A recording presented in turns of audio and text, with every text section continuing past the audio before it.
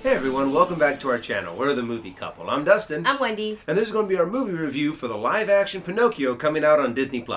Pinocchio is directed by Robert Zemeckis and stars Tom Hanks, Joseph Gordon-Levitt, Luke Evans, Benjamin Evan Ainsworth, Cynthia Erivo, and Keegan-Michael Key. Since this is a Pinocchio movie, I don't really think we need to do a synopsis of what the story is about. The story has been around for a really long time, and there has been many retellings of this story. Not just the original Pinocchio that Disney did back in the 1940s, but also the fact that there's just been many different, what is that called? Many different iterations? Many different iterations of this story. So I have to admit though, out of all of like the old Disney movies, Pinocchio was never one of my top favorites. Don't get me wrong. It was a movie that I had definitely watched more than once, but I think when I was a kid, it traumatized me a little bit because there are some moments in the original Disney animated movie that are probably for a little kid is a little traumatizing. I mean, Pinocchio, my parents always have used Pinocchio as a cautionary tale. Don't lie or your nose will grow. And as a kid, it's not possible, but as a child, as you see it in the cartoon, you're like, oh no. Or the worst part, I think, when the boys go to Pleasure Island and they get turned into a donkey, especially when Lampy does it and he's crying for mama. Like, that was really traumatizing. And then my Asian mother is like, if you are bad, that's what happens to you. And I'm like, oh gosh. I'm never going to be a bad again. I don't want to be a donkey. Yeah. So, nonetheless, this is not the first time, nor will it be the last time that Disney does a live-action retelling of one of their classic animated films. Well, and not only just Disney, but there's also another one coming out that Guillermo del Toro is doing, that's stop-motion animation. I have to admit, I am a little bit more excited for that one than I was for this one. But we're going to keep our eyes on the target because we're talking about the Disney live-action Pinocchio. And so if you enjoy reviews like this, make sure you subscribe to this channel and come on back so you can hear our thoughts on this movie as well as the Guillermo del Toro version of Pinocchio. I would say this version of Pinocchio isn't a shot-for-shot like we sort of saw with The Lion King. They do have a couple of added elements, a couple of things that it's different from the original animated series, but for the most part, a lot of it obviously is pulled directly from the animated movie. Yes, they do pull a lot of the similar scenes, a lot of the similar gags. Especially what Wendy and I did is after we saw the full movie, we kind of went back and kind of sped through the original 1940s animated film and tried to be like, okay, what did they change? What did they keep the same? And they actually did kind of change a lot when we went back. They pulled They had a lot. I say it's a good balance of the two. They did change a little bit. They took out a lot of different songs. And they made it a little bit less of a musical, but yet there's still like 3 big musical numbers in it. A couple of numbers in there. We won't spoil that for you guys. You'll have to watch and find out if you have Disney+.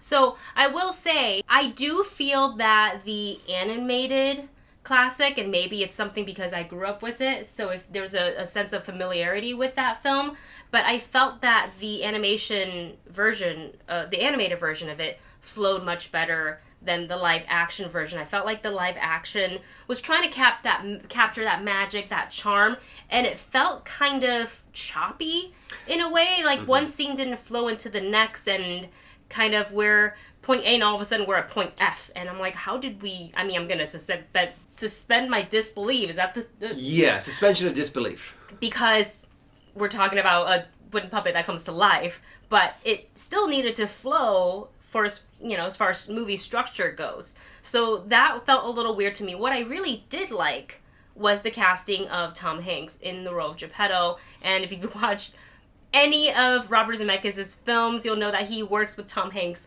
a lot. So naturally they're, kind of doing this together. And I honestly think Tom Hanks worked very hard in this film because there's a lot of CGI involved. I imagine a lot of on a green screen or a blue screen, looking at a tennis ball and reacting to something that's not really tangible in there, i.e. another actor to kind of play back and forth with. So when you have a master actor like Tom Hanks, he makes it look really, really easy and a lot more believable. Yeah, true. But I do have to admit, even with Tom Hanks' amazing skill and amazing ability to be on the screen acting, you can still tell that this is all green screen. You can tell that even when he's like picking up Pinocchio, it doesn't look right. It really doesn't look, it looks like he's picking up like just like a bag, or he's picking up just something that is not Pinocchio, and then they just CGI'd Pinocchio in there. There are a lot of things that just stand out where you're like,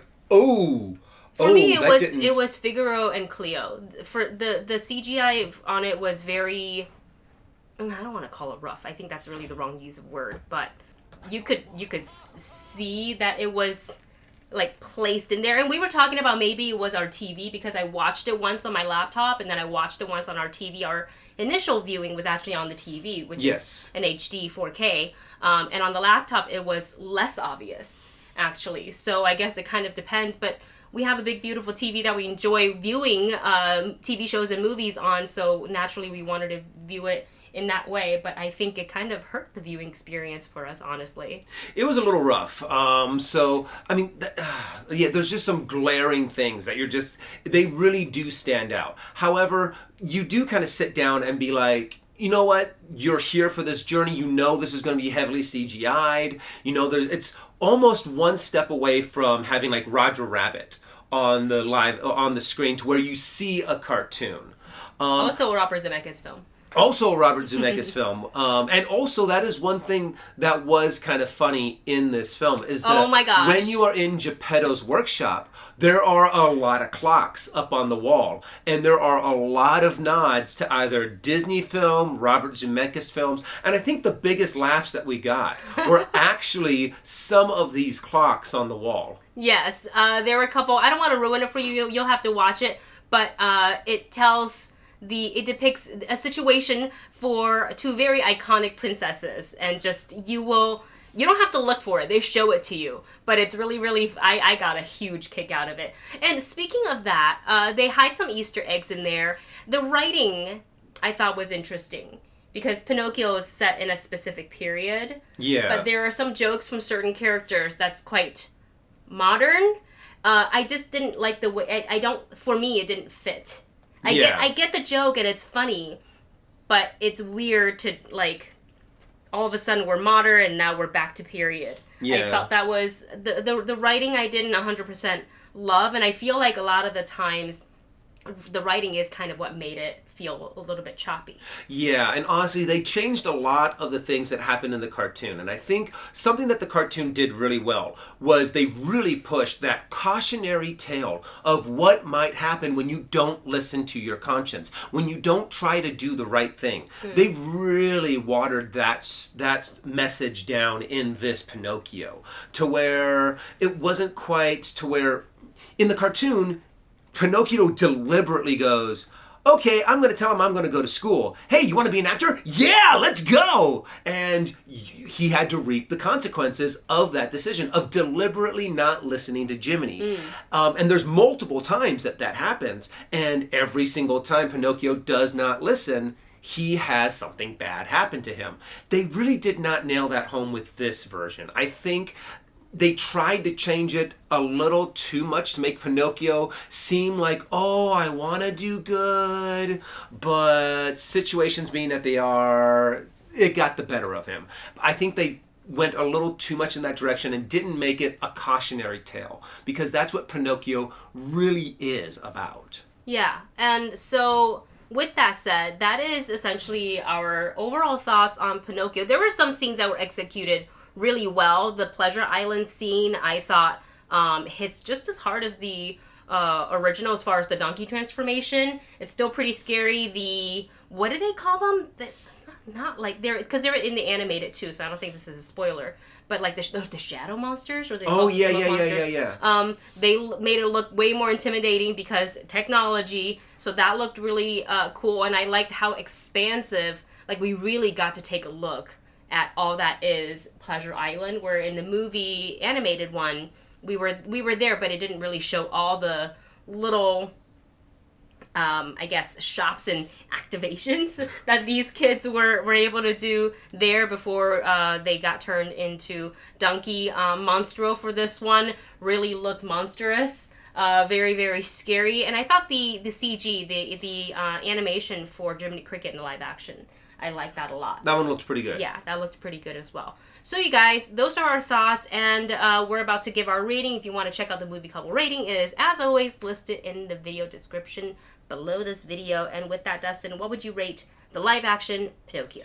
Honestly, I thought that they made a lot of changes that I didn't quite like, that I think actually diminished from the story of Pinocchio. There were some good performances, but nothing that I would say was a standout performance or something that could really save this movie. And the CGI was just cringy sometimes. So unless you are a big Pinocchio fan or you have kids that really want to see it, I'm going to say skip it. You know, and with that said, I will say this is definitely targeted towards a younger audience, even more so than the animated one would be, I think, just because of the writing, the types of jokes, and things like that. It just didn't quite capture the charm of the original animated one for me, which is a bit disappointing because I thought a live-action Pinocchio with Tom Hanks, you know, as the lead in Geppetto was going to look really cool. And if you look at some of the other cast, Cynthia Erivo, Keegan-Michael Key, Luke Evans, Joseph Gordon-Levitt, they're all phenomenal. But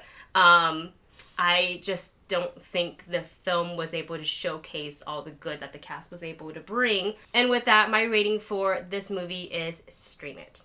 And there you have it. That's our rating and our review for the live-action Pinocchio. Let us know your thoughts in the comment section below once you've seen the movie. Thank you so much for watching. Don't forget to like, share, and subscribe, and we'll see you in the next one.